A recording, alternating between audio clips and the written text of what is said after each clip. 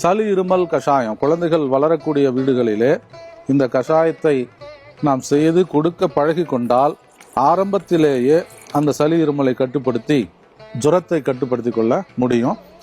எல்லோருக்கும் பரிச்சயமான இந்த கற்பூரவள்ளி இலைகள் வீடுகள் தோறும் ஒரு சிறிய மண் தொட்டியில வைத்திருந்தால் இந்த கற்பூரவள்ளி இலை நமக்கு தாராளமாக கிடைக்கும்.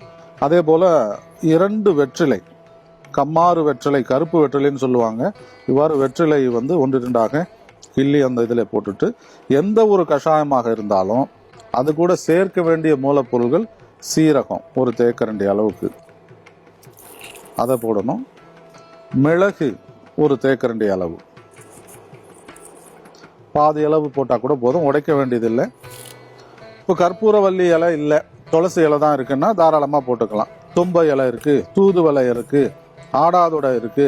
இது எல்லாமே சளி இருமலை காய்ச்சலை கட்டுப்படுத்தக்கூடிய தன்மை கொண்டது.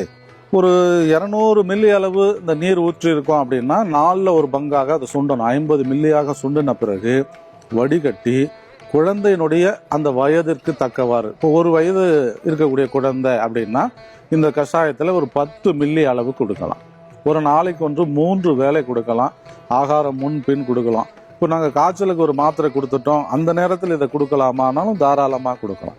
ஏன்னாக்கா இது எல்லாமே உணவு சார்ந்த மருத்துவ பொருட்கள், எந்த ஒரு பாதிப்பையும்